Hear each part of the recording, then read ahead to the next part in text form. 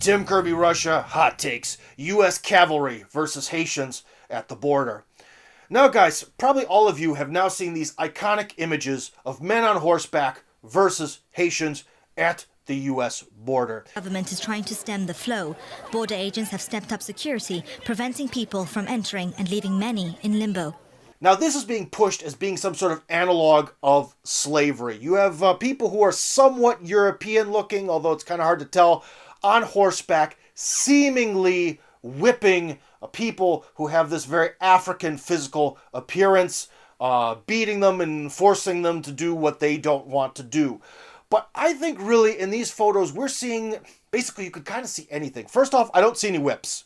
It looks like they have the reins of the horses, because you know you have to hold the reins, but then again, liberals wouldn't understand that because they hate history. Here right now is a picture of border control on horses. They're cracking their whips on Haitian refugees, trying to prevent them from coming here to the United States.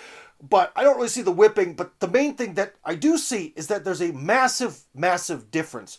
With slavery, if you had guys on horseback chasing after slaves, that was to bring someone back, probably punish them in a horribly brutal way, including possibly cutting off their foot, their ear, whipping them until their skin is absolutely destroyed with welts, and then forcing them into a life of servitude and field work.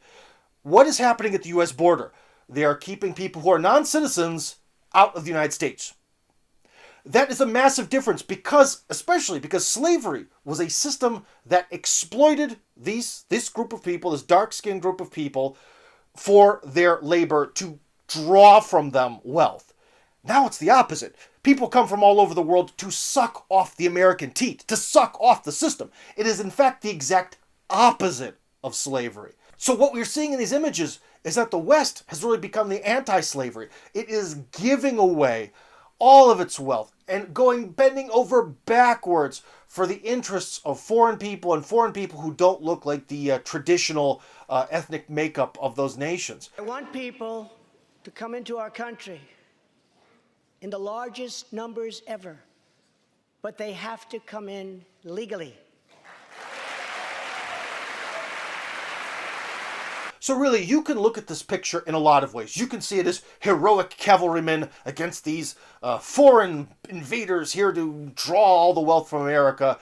I guess you can see something that looks kind of like slavery, but the one thing that you can't say is you cannot say that this is a reflection of some sort of legacy of slavery or promotion of slavery, because these people want to get into America, not run away from the plantation, to be able to take from America, not be forced into giving to America.